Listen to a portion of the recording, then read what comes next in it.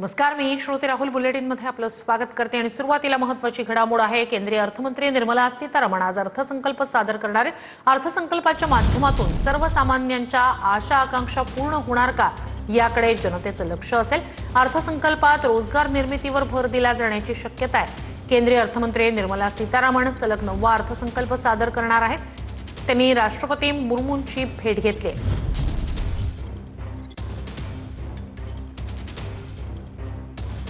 पायाभूत सुविधांमध्ये खर्च वाढणार, विशेष करून रस्ते, रेल्वे, संरक्षणावर खर्च वाढवला जाण्याची शक्यता आहे। भांडवली खर्च म्हणजे सरकारी गुंतवणूक हा या अर्थसंकल्पाचा कणा असेल। संभाव्य घोषणा काय असू शकतात यावर आपण एक नजर टाकतोय। नोकऱ्या आणि रोजगार यासाठी पाठिंबा देण्यावर सरकारचा भर असेल। सार्वजनिक उपक्रम आणि सरकारी प्रकल्पांद्वारे नोकऱ्या देण्यावर सरकारचा भर असेल। सरकार योजनांवर खर्च करेल परंतु तूट नियंत्रणात ठेवण्याचा प्रयत्न करेल। वित्तीय तूट सुमारे 4 ते 4.5% मर्यादेत ठेवण्याचा सरकारचा प्रयत्न असेल।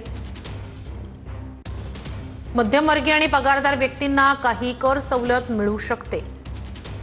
कर स्लॅब आणि मानक कपातीमध्ये किरकोळ बदल अपेक्षित आहेत।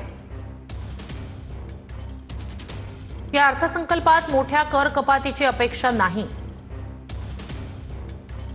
वृद्धांसाठी कर आणि पेन्शन किंवा आरोग्याशी संबंधित सवलत अपेक्षित आहे।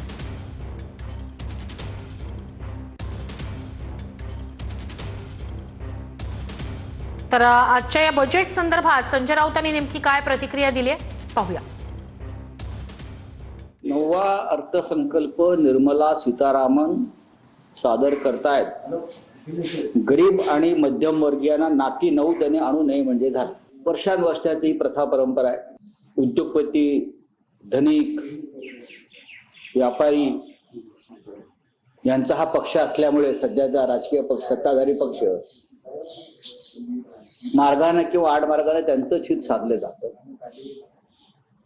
आणि गरिबांच्या बाबतीत फक्त घोषणा होतात। त्याच्यामुळे आता 11 वाजता निर्मलाबाई त्यांच्या पर्समधून काय काढतायत याकडे आमचं सगळ्यांचं लक्ष आहे। तर महत्त्वाची घडामोड आहे ती म्हणजे कॅबिनेट बैठकीला सुरुवात झाली। 11 वाजता केंद्रीय अर्थमंत्री अर्थसंकल्प सादर करणार आहेत। तर त्याआधीची ही कॅबिनेट बैठक आणि त्याच बैठकीत अर्थसंकल्प सादर केल्यानंतर त्याला मंजुरी मिळते आणि मग 11 वाजता केंद्रीय अर्थमंत्री निर्मला सीतारामन अर्थसंकल्प संसदेसमोर मांडतात।